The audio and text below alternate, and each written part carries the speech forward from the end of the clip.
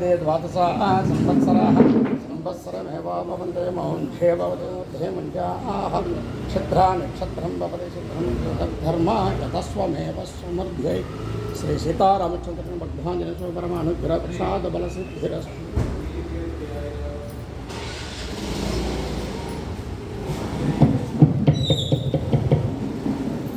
अनुराधा பேர் சொன்னா அது பேர்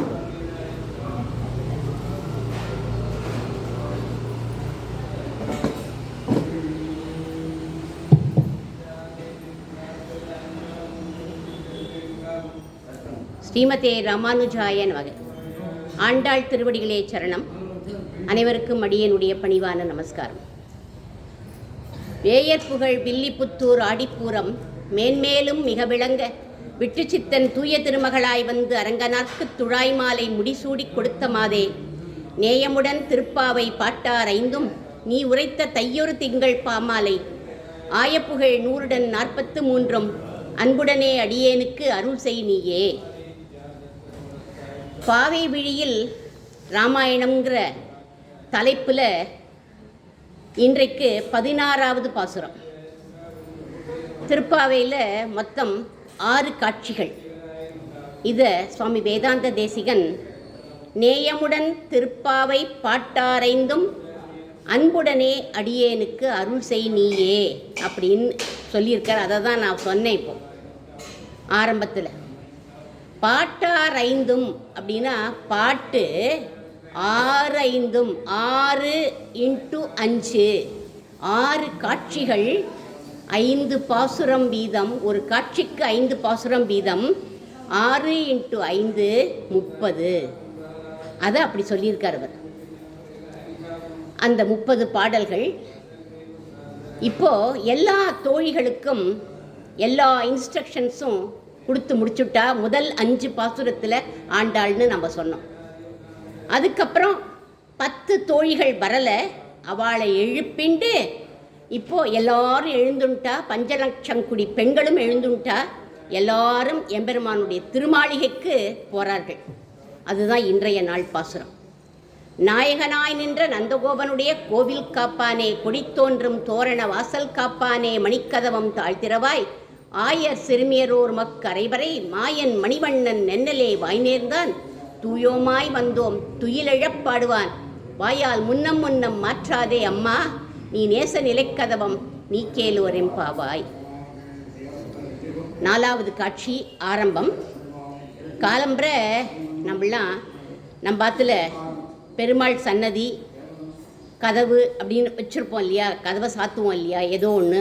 இல்லை பெருமாள் பெட்டியை திறக்கிற போது கூட கையை தட்டிட்டு இந்த பாசுரத்தை சொல்லணுமா அப்படிங்கிறது இந்த பாசுரத்துடைய முதல் சிறப்பு. ஒவ்வொரு நாளும் ஒவ்வொரு பாசுரத்தோட சிறப்பு சொல்கிறேன். இது முதல் சிறப்பு.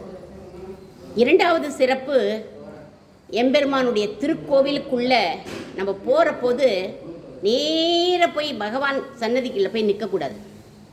அங்கே எழுந்தருளி இருக்கும் இறை அடியார்கள் அவளுடைய அனுமதியை வாங்கிட்டு தான் அவளை சேவிச்சுட்டு தான் அப்புறம் நம்ம உள்ளே போய் பகவானை சேவிக்கணுங்கிறத அழகாக இந்த பாசுரத்தில் நமக்கு ஆண்டாள் சொல்லி கொடுக்குறா. இது 2வது சிறப்பு. முக்கியமான சில க்ஷேத்திரங்களுக்கெல்லாம் போனாக்க ஸ்ரீரங்கம் போகிறோம். அப்போது நேர போய் ரங்கநாதருடைய திருவடியில் போய் வணங்கக்கூடாது. பார்த்த உடனே ரங்கநாதரை பார்த்து திருவடியை எங்கே வணங்குறோம், ஏதோ காமிச்சா போகிறோம் அப்படின்னு தான் வந்துட்டுருக்கோம். திருவடியை வணங்கணும். அப்படி திருவடியை வணங்குற போது அவருடைய திருவடி வாரத்தில் திருப்பானாழ்வார் கலந்துட்டார். அதை நினச்சிக்கணும். அவர் சொல்கிறார், 10 பாசுரம் தான் பாடினார். அவர் பாடிட்டு 10வது பாசுரத்தில் சொல்லிட்ட, என் அமுதினை கண்ட கண்கள் மத்தொன்னினை காணாவே. என் அமுதனை பார்த்துட்டேன், இனிமேல் எனக்கு வேறு ஒன்றையும் பார்க்க வேண்டாம் அப்படின்னு சொல்லி அவர் அந்த திருவடியில் கலந்துட்டார். அதை நம்ம நினச்சிண்டு, அவர் இருக்கிறதா ஐதீகம் அங்கே, அதை நினச்சிண்டு மனசார நினச்சி கை கூப்பிட்டு அதுக்கப்புறம் தான் பெருமாள் திருவடியை சேவிக்கணும். அதுக்கப்புறம் அவருடைய கண்களை சேவிக்கணுமா. இத்தனையும் பண்ணுறதுக்குள்ளே அவள் நம்ம தள்ளு தள்ளு நகரு நகருன்னு சொல்லிடுவாள். அந்த க்ஷேத்திரமாவது பரவாயில்ல. இன்னும் திருப்பதிக்கு போனேன்னா எங்கேயோ தள்ளி நிற்போம். சீனிவாசனுடைய திருவடியில் குறும்பருத்த நம்பி அப்படிங்கிறவர் ஐக்கியமாயிருக்கார். அதை நினச்சிக்கணும். நினச்சிண்டு கை கூப்பிட்டு பெருமாள் திருவடியை எங்கே போனாலுமே முதல்ல திருவடியை தான் சேவிக்கணும். நேர போனோன்னே முகத்தை பார்க்கக்கூடாது. அந்த முகத்தை பார்க்கறதுக்குன்னே பிராட்டி தான் இருக்கா, நம்மளாம் இல்லை. அதனால திருவடியை முதல்ல சேவிக்கணும். அது யார் குறும்பருத்த நம்பி அப்படின்னா, இவன் ஒரு குயவன், பானை பண்ணி விற்கிறவன். எங்கன்னா இவர் மேலே திருப்பதியில் இருக்கார், கீழே திருப்பதியில் ஒரு கிராமத்தில் இவன் பானை பண்ணின்னு இருக்கான். அந்த மண்ணாலேயே ஒரு வெங்கடாஜலபதியும் பண்ணி பக்கத்தில் வச்சுட்டுருக்கான். பானையெல்லாம் விற்று முடித்து எல்லாம் பண்ணிவிட்டு ராத்திரி ஆகப்போ சாயங்காலம் ஆயிடுத்து அப்படின்னு ஒன்று மீதி இருக்கிற அந்த மண்ணை எடுத்து 4-5 புஷ்பங்களாக பண்ணுவான். புஷ்பங்களாக பண்ணி அங்கே தான் வச்சுட்டுருக்கிற அந்த சீனிவாச பெருமாளுக்கு சமர்ப்பிச்சுட்டு, அப்பா என்னால் மேலெல்லாம் ஏறிலாம் வர முடியாது, இதை நீ ஏற்றுக்கோ அப்படின்னு சொல்லி மானசீகமாக கை கூப்பிட்டு போயிடுவான். டெய்லி அவர் இதை ஏற்றுப்பார். அந்த ஊர் ராஜா தங்க காசால் தங்க நாணயத்தினால புஷ்பம் பண்ணியிருக்கார், அதை சமர்ப்பிப்பார். அடுத்த நாள் காலம்பரை எல்லாரும் வந்து பார்த்தான்னா அந்த தங்க புஷ்பங்கள்லாம் வெளியில் தள்ளி இருக்கும், இவனுடைய மண் புஷ்பம் மட்டும் அவருடைய திருவடியில் இருக்குமா. உடனே ராஜா கேட்குறான், யார் உங்களுக்கு மண் புஷ்பம் சமர்ப்பிக்கிறா யாருன்னு. இவன் சொல்லியிருந்தான் பெருமாள் கிட்ட, என் பேரை யார்கிட்டையும் சொல்லக்கூடாது, நான் இது பண்ணுறேன்னு யார்கிட்டையும் நீ சொல்லக்கூடாது, நீ என்னைக்கு சொல்கிறியோ அன்னைக்கு என்னை நீ கூப்பிட்டுடணும் அப்படின்னு சொல்லியிருந்தான். சரி பரவாயில்லன்னு ராஜா கிட்ட சொல்லிட்டான். அந்த ராஜா ஓடி வரா இந்த குறும்பருத்த நம்பியை பார்க்கணுன்னு. அதுக்குள்ளே இவர் அவருடைய திருவடியில் போய் ஐக்கியமாயிட்டார். அப்பேற்பட்டவர் இந்த குறும்பருத்த நம்பி. அவரை நினச்சிண்டு அவருடைய திருவடியை நம்ம சேவிக்கணும் அப்படின்னு. காஞ்சி பேரருளாளர் காஞ்சி தேவப்பெருமாளுடைய சன்னதிக்குள்ளே நம்ம நுழைஞ்சோம்னா திருக்கச்சி நம்பிகள் ஆலவட்டம் வீசுவர். ஆலவட்டம் கைங்கரியம்னா விசிறி வீசுறது. அந்த விசிறி வீசுகிற கைங்கரியத்தை அவர் பண்ணுவர். பண்ணிட்டு பெருமாளோட பேசுவர். பெருமாளோட பேசி, நம்ம ராமானுஜன் இன்னைக்கு கைங்கரியம் வேணும்னு பிரார்த்திக்கிறான், நீங்கள் ஏதாவது கைங்கரியம் அவருக்கு கொடுக்கணுமே அப்படின்னு சொல்லி பெருமாள் சொன்னாராம். அவனை சாலை கிணத்துலேருந்து தீர்த்தம் கொண்டு வர சொல்லு அப்படின்னு இவர் மூலமாக தான் சொன்னாராம். அதனால இது திருக்கச்சி நம்பிகள் அது மாதிரி பண்ணுறாரே ஆலவட்ட கைங்கரியம் நினச்சிண்டு பெருமாளை சேவிக்கணும். இன்னொரு க்ஷேத்திரம் இருக்குது திருநாராயணபுரம். அங்கே போனால் செல்வப்பிள்ளை இருக்கார். அவர் திருவடியில் கண்ணுக்கே நன்னா தெரியும், இவெல்லாம் கண்ணுக்கு தெரியாதவா, கண்ணுக்கே நன்னா தெரியும், உட்காண்டிருப்பா 2 திருவடிக்கு நடுப்புற பிபி நாச்சியார். அவளை வணங்கிட்டு அதுக்கப்புறம்தான் பெருமாளையே சேவிக்கணுமா. இந்த அடியார்கள்லாம் வேண்டாம் அப்படின்னு நேர என்ன பண்ணினா, சூர்பனகை எனக்கு ராமன் மட்டுமே போருமே அப்படின்னு ராமனை மட்டும் சேவிச்சா என்னாச்சு, காது மூக்கு அறுபட்டு போயிட்டு. ராவணன் என்ன பண்ணினா, எனக்கு சீத்தை மட்டும் போகிறோம் ராமன் வேண்டாம் அப்படின்னா அப்போது அவனோட தலையே போயிடுது. 2 பேரையும் வணங்கி போனார் யார், விபீஷணன். அதனால நன்றாக வாழ்ந்து போனானவன் அப்படின்னு சொல்லுவார். அதனால அடியார்களை வணங்கி பகவானை போய் நம்ம சேவிக்கணுங்கிற தத்துவத்தை இந்த பாசுரத்தில் ஆண்டாள் நாச்சியார் வச்சிருக்கான். நாயகனாய் நின்ற நந்தகோபனுடைய கோவில் காப்பானே அப்படின்னு அழைக்கிறார். அது யார் கோவில் காப்பான், கோவிலை காக்கக்கூடிய காவலாளி அப்படின்னு அர்த்தம். அவளை துவாரபாலகா அப்படின்னு அழைப்போம். துவாரபாலகா இருப்பாள். அவளை கொண்டாடி அனுமதி வாங்குறா நம்ம ஆண்டாள். நம்மளும் என்ன பண்ணணும், அந்த துவாரபாலகால முதல்ல சொல்லிடணும், நான் வந்திருக்கேன்னு பெருமாள் கிட்ட சொல்லிவிடணும், அவர்கிட்ட சொல்லிடணும். ஏன் அப்படின்னா ராத்திரி பெருமாள் இதெல்லாம் காதில் வாங்கிக்க மாட்டேன். ராத்திரி படுத்துக்கிற போது யார் யாருப்பா வந்தான்னு இவர்கிட்ட தான் இவர் லிஸ்ட் எழுதி வச்சுருப்பார். கேட்பார் யார் யார் வந்தான்னு.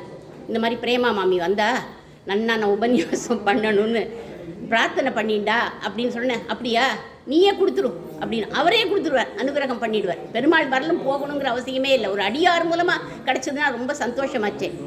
இப்படி நம்ம துவாரபாலகாலை சேவிக்கணும்னு நீங்கள் சொல்லி கொடுக்குறா ஆண்டாள். அவளை கொண்டாடுறா. எப்படி கொண்டாடுறா, நாயகனாய் நின்ற நந்தகோபன் அப்படிங்கிறா. நாயகனாக இருக்கக்கூடியவர் இவாதான் நாயகனா. நந்தகோபராகவும், நந்தகோபர் அப்படின்னா முதல் பாசுரத்திலேயே நான் சொன்னேன், நந்த அப்படின்னா ஆனந்தத்தை கொடுக்கக்கூடியவர்னு அர்த்தம், கோப அப்படின்னா காப்பாற்றக்கூடியவர்னு அர்த்தம். அதனால நாயகனாகவும் இருக்கிறான், காப்பாற்றக்கூடியனாகவும் இருக்கிறான் அப்படின்னு இந்த காவலாளியை நந்தகோபனுடைய கோவில் காப்பானே, கோவிலை காக்கக்கூடியவர்களே அப்படின்னு அவர்களை அழைச்சு அனுமதி கேட்குறா நம்ம ஆண்டாள். சுக்ரீவனும் இந்த காவலாளி மாதிரியே தான் எல்லா வானரங்களுக்கும் தலைவனாகவும் இருக்கான். அதே சமயத்தில் ராம கைங்கரியத்துக்கு இவாள்லாம் பயன்படணும் அப்படிங்கிறதுக்காக எப்பவும் வானரங்களை சந்தோஷமாக வச்சுப்பான்னு வால்மீகியே சொல்லியிருக்க. கிருஷ்டாக பிரமுதிதா சர்வே சுக்ரீவேணாபிபாலிதஹ. எப்படி இந்த மாதிரி அவளெல்லாம் சௌக்கியமாக வச்சுட்டு இருப்பான்னா, ஏன்னா இவன் தலைவன் அவளுக்கு, சுக்ரீவன். ஆனால் இவனுக்கு சுக்ரீவனுக்கு யார் தலைவன் தெரியுமா? ஹனுமான் தான் தலைவனா. ஹனுமான் ஆகிய வானரம் தான் ராம சக்கியத்துக்கு காரணமாக இருந்தார் இல்லையா? அதனால அவர் தான் தலைவனா சுக்ரீவனுக்கு. அதனால சுக்ரீவனை ஹனுமனை நாயகன் அப்படின்னு நம்ம அழைக்கலாம். நாயகன் மட்டும் இல்லை, ராம பக்திக்கு நாயகன் அவர், ராமநாம சங்கீர்த்தனத்துக்கு நாயகன், ராம கைங்கரியத்துக்கு நாயகன், சுந்தர காண்டத்துக்கு நாயகன், இப்படி எல்லாத்துக்கும் நாயகன் நம்ம ஹனுமான். இவர் கோவில் வாசல்ல காப்பானாக நிற்கிறாராம். எங்கே அப்படின்னா, நீங்கள் பெருமாள் கோவிலுக்கெல்லாம் போனேன்னா வாசலில் ஆஞ்சநேயர் சன்னதி தான் இருக்கும். அவர் கோவில் காப்பானாக இருக்காராம், அங்கே காத்துன்னு இருக்காராம். பெருமாளோட எல்லா திருக்கோவில்களுக்கு போனாலும் சன்னதியில் இருப்பார் அவர். அதனால இவரையும் எப்படி அழைக்கலாம்? கோவில் காப்பான் அப்படின்னு அழைக்கலாம். நாயகனாய் நின்ற நந்தகோபன்னு கோவில் காப்பான ஆண்டாள், நீதான்ப்பா நாயகன், நீதான்ப்பா நந்தகோபன், எல்லாரையும் காக்கக்கூடியவன் சொன்ன உடனே அவள் ரொம்ப சந்தோஷப்பட்டுட்டான். அந்த கோவில் காக்கிறவன், அந்த காவலாளி, போயிட்டு வாங்கம்மா உள்ள அப்படின்னு கதவை திறந்து உள்ளே விட்டுட்டான். முதல்ல பர்மிஷன் அங்கே வாங்கிட்டான். அடுத்த கட்ட காவலாளி கொஞ்சம் கராரான பேர்வழி. அவன் எங்கே நிற்கிறானா? கொடி தோன்றும் தோரண வாயில் காப்பானாக நிற்கிறானா. வாசலில் காத்துன்னு நிற்கிறானா. அங்கே கொடியெலாம் இருக்கான். கொடி அப்படிங்கிறது ஒரு அடையாளம், தோரணங்கள்லாம் கட்டியிருக்கு அடையாளத்துக்காக எல்லாம். விஸ்வாமித்திரர் ராமலக்ஷ்மணால் அழைச்சிட்டு மிதிலைக்கு போகிறார். ஜனகருடைய மாளிகையில் நிறைய இந்த மாதிரி எல்லாரோட மாளிகையிலையும் கொடியெலாம் கட்டியிருக்கும். ஏன்னா ராஜாவாச்சே, கொடி கட்டியிருக்கு. அந்த காற்றுல அந்த கொடி அசைஞ்சு தான் உன்னோட மனைவி சீத்தை இங்கே உள்ளே இருக்கா, வேகமாக வா அப்படின்னு அழைக்கிறதான் அந்த கொடி அப்படின்னு கம்பர் சொல்கிறார். செழுமணி கொடிகள் கைகளை நீட்டி கமலச்செங்கண் ஐயனை ஒல்லைவா என்று அழைக்கிறது அப்படின்னு கம்பர் பாடுறார். அசோக வனத்தில் சீதா பிராட்டிக்கிட்ட ராமர் கொடுத்த கணையாழியை கொடுத்துட்டார் ஹனுமன். பிராட்டிக்கிட்டேருந்து சூடாமணியை வாங்கிட்டு அசோகவனத்து வாசலுக்கு வந்துவிட்டார். வாங்கிட்டு திரும்பி போகணும். எங்கே? திருப்பி இவர் இருக்கிற சேது சமுத்திரக்கரைக்கு வரணும். அப்படி வரப்போது அந்த இதை வாங்கிட்டு அங்கே ஒரு வாசலில் தோரணெல்லாம் கட்டியிருக்கான். ஒரு வாசலில் வந்து உட்காண்டார். மேலே உட்காந்துட்டு அங்கே ஒரு கொடி கம்பம் இருந்துதான். அந்த கம்பத்துக்கு மேலே ஒரு கழியை கையில் வச்சுட்டு எல்லா ராட்சசாலையும் ஜெய சீதாராம் ஜெய சீதாராம்னு சொல்லிட்டு தான் அழிச்சாராம். வெறுமை நம்ம ஏதாவது அழிக்கிறோம் பண்ணுறோன்னா ஒன்றும் வாயே திறக்க மாட்டோம், நல்லா அடிச்சு அப்படியே குரோதம் நம்ம மனசில் இருக்கும். ஆனால் இவர் ஜெய சீதாராம் சொல்லிட்டு எல்லாரையும் அழிச்சாராம். பெருமாள் கோவிலில் அப்போ ஹனுமன் கோவில் காப்பானாகவும் இருக்கார். அசோகவனத்தில் என்னவா இருக்கார்? வாசல் கொடி கம்பத்தில் அந்த கழியோட வாசல் காப்பானாகவும் இருக்கார் அப்படின்னு சொல்லப்படுறது. ஆண்டாள் கோஷ்டியை இந்த வாசல் காப்பான் லேசில் உள்ளே விட மாட்டேங்கிறான், இந்த வாயில் காப்பான். ஏன்னா இவன் யாரை மாதிரி அப்படின்னா லக்ஷ்மணரை போலவான். நான் லக்ஷ்மணரும் யாரையும் உள்ளே விட மாட்டார். ததோபானர ராஜேன லக்ஷ்மணேன ச பூஜிதஹ அப்படிங்கிறார் வால்மீகியும். எப்பவும் வானர ராஜனான சுக்ரீவனும் லக்ஷ்மணரும் ராம கைங்கரியத்துக்காக காத்துண்டு ராமருக்கு பக்கத்திலேயே பாதுகாப்பாக நிற்பாளாம். அதனால அவள் 2 பேரும் உள்ளே விட மாட்டான். போய் பெருமாளை சேவிக்கலாம். இந்த வாயில் காப்பான் மாதிரி தான் அவளும். அதே மாதிரி குகன் அவன் இருக்கிற இடம் ஸ்ருங்கிபேரபுரம். ஒரு நாள் ராத்திரி ராமரும் சீத்தையும் படுத்துட்டு இருந்தா. இவன் என்ன பண்ணினா, அந்த குகன் புல்லெல்லாம் எடுத்து மலர்களெல்லாம் எடுத்து ஒரு படுக்கையாக தயார் பண்ணி கொடுத்துருந்தான். திவ்ய தம்பதிகள் 2 பேரும் அதில் சயனிச்சுட்டு இருந்தா. ராத்திரி மறுநாளைக்கு இவ கிளம்பி போயிட்டா. பரதன் வந்தான். அண்ணாவும் மண்ணியும் எங்கே படுத்துன்னு இருந்தா அப்படின்னு வந்து குகன் கிட்ட கேட்டான் பரதன். அப்போது அவன் காமிச்சான் இந்த இடம். அந்த இடத்த அப்படியே வேலி மாதிரி போட்டு பாதுகாத்து இவன் என்ன பண்ணுவான், டெய்லி போய் பிரதட்சணம் பண்ணிட்டு வருவான் குகன். இதோ இங்கே தான் படுத்துட்டு இருந்தான்னு. சீதா பிராட்டி படுத்துன்றதுக்கு அடையாளமாக பொன் பொடிகள்லாம் அதில் இருந்துதான், பொன்னாலான பொடிகள்லாம். குகனை பார்த்து பரதன் கேட்குறான், தம்பி லக்ஷ்மணர் எங்கே படுத்துட்டார் அப்படின்னு கேட்டான். குகன் சொல்கிறான், திவ்ய தம்பதிகளுக்கு எதுவும் ஆயிடக்கூடாதுங்கிறதுக்காக அவளை சுற்றி சுற்றி வந்து பாதுகாத்தான் லக்ஷ்மணன் அப்படின்னா. உடனே பரதன் கேட்குறார், நீங்கள் படுத்துட்டேளோ அப்படின்னு கேட்ட. இல்லைப்பா, ஒரு தம்பி காரணமாக ராமனை நாட்டை விட்டு அனுப்பிட்டா. ஏன்னா பரதன் மூலமாக தானே இவர் நாட்டை விட்டு வந்துவிட்டார். இன்னொரு தம்பியை பக்கத்தில் வச்சுட்டுருக்க. அந்த தம்பி லக்ஷ்மணனால் ஏதாவது தீங்கு வந்தால் என்ன பண்ணுறதுன்னு நான் லக்ஷ்மணருக்கு காவலாக சுற்றி சுற்றி வந்தேன் அப்படிங்கிறான் இந்த குகன். சரி, உங்களோட வேடுவ கூட்டங்கள்லாம் தூங்கித்தா அப்படின்னு கேட்டான் பரதன். எனக்கு ஏதாவது ஆயிட போகிறதேன்னு என்னை சுற்றி சுற்றி வந்தா அவள்லாம் அப்படின்னான் இந்த குகன். மொத்தத்தில் யாருமே தூங்கலை. யார் தான் தூங்கியிருக்கா? ராமரும் சீத்தையும் தான் நன்னா தூங்கியிருக்கா.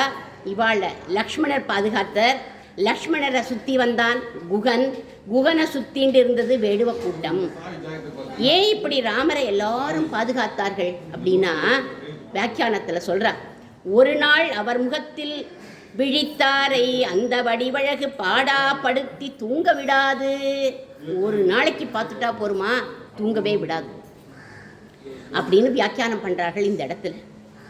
லக்ஷ்மணர் எப்படி ராமரை பாதுகாத்தாரோ அந்த மாதிரி இந்த கொடி தோன்றும் தோரண வாயில் காப்பானும் பாதுகாக்கிறான் பெருமாள் சன்னதியில் நின்றுட்டு. லக்ஷ்மணர் லேசில் யாரையும் ராமர் பக்கத்தில் போகவே விடமாட்டார். ஏன்னா அவர் யார்? ஆதிசேஷன். அவரை மாதிரியே இந்த காவலாளியும் இருக்கானா.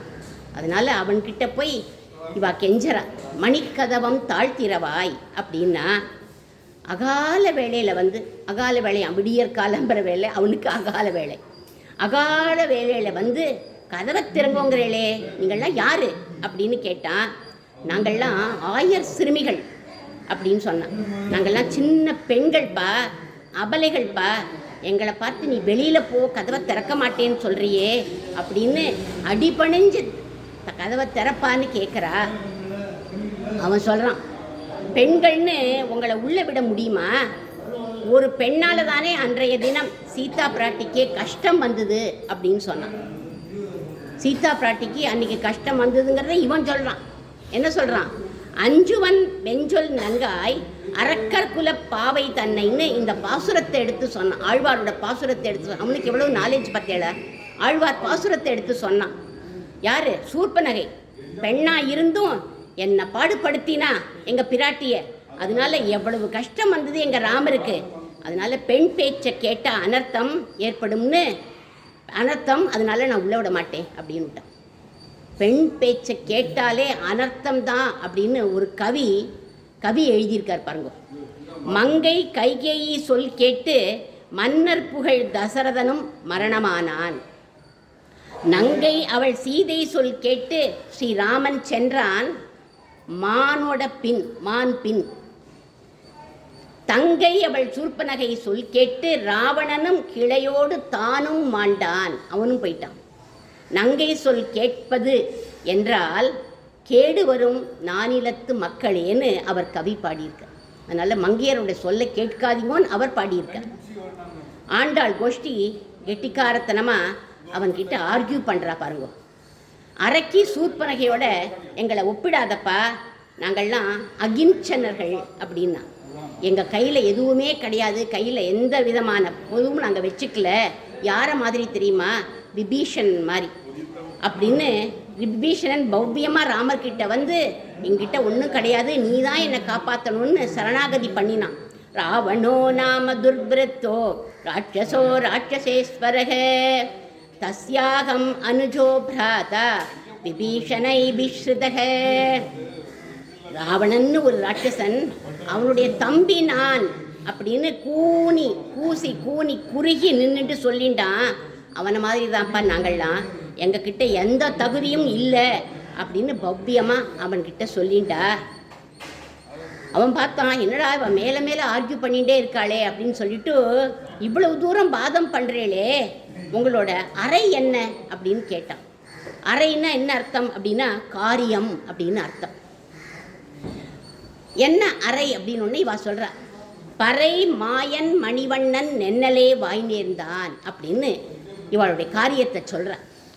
பறையை கொடுக்குறேன் அப்படின்னு நென்னலே நேத்திக்கே சொன்னான், அதனால உன்னோட பாஸ் மணிவண்ணன், அதனால தான் நாங்கள் வந்திருக்கோம் அப்படின்னா.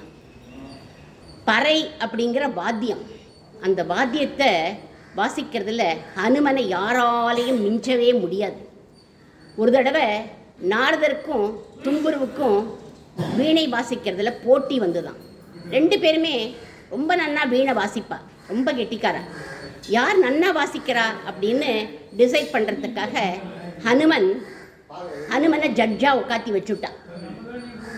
வச்சுட்டு நீங்கள் ஜட்ஜு யார் நன்னா வாசிக்கிறான்னு சொல்லுங்க அப்படின்னு சொன்னான்.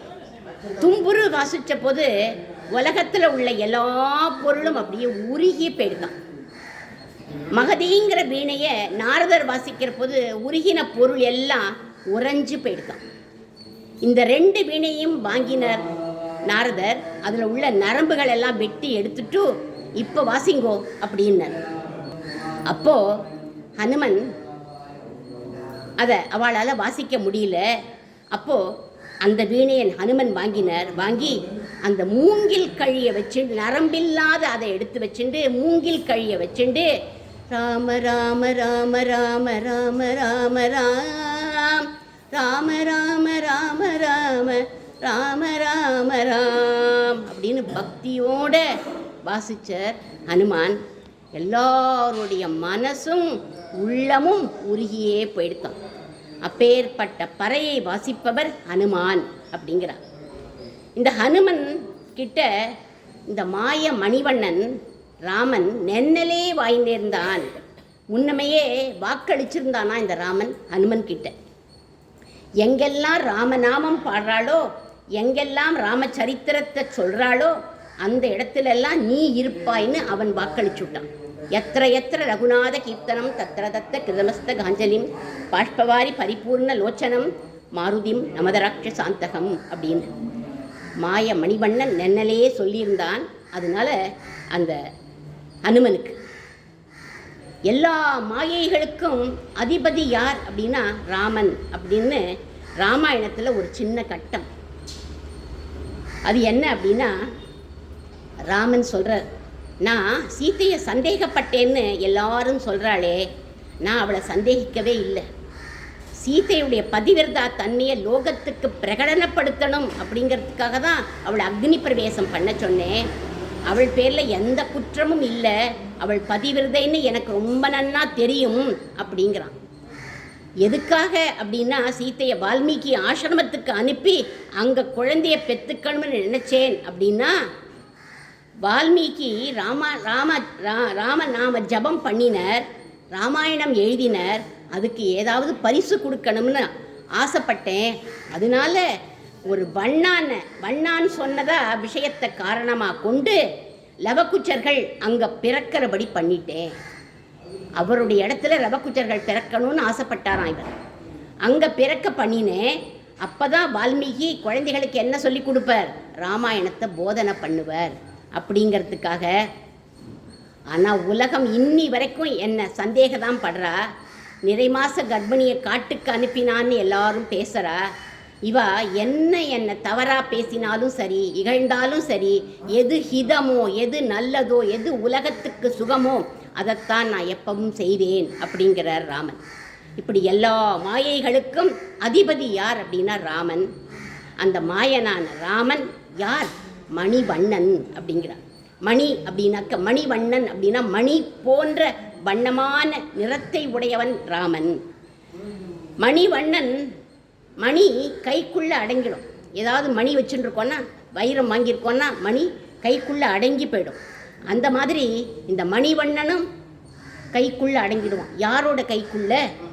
குகன், சபரி, ஹனுமன், விபீஷணன், இவாள்லாம் பக்தர்கள், இவர்களுடைய கைக்குள்ளே அவன் அடங்கிடுவானான். அவ்வளவு எளிமையானவன். யார்கிட்டையுமே கை நீட்டாத பகவான். கையை நீட்டி யார்கிட்டையுமே கொடுன்னு கேட்டதில்லை, அவன் தான் கொடுப்பான். கை நீட்டாத அந்த பகவான் சபரிக்கிட்ட போய் அவள் பறித்து வச்சிருந்த பழத்தை வாங்கி சாப்பிட்டானான். அப்பேற்பட்ட எளிமையானவன், பக்தர்களுக்கு அடங்கினவன், கைக்குள்ள அடங்கினவன். எங்களுக்கு இப்போ சொல்கிற ஆண்டாள், எங்களுக்கு தகுதி இல்லைனாலும் பறை தரேன்னு நேற்றுக்கே உங்கள் பாஸ் சொல்லியிருக்கான், அதை நம்பி நாங்கள் வந்துட்டோம், எங்களுக்கு கதவை திறந்து உள்ள அனுப்பு அப்படின்னு பிரார்த்திக்கிறா ஆண்டாள்.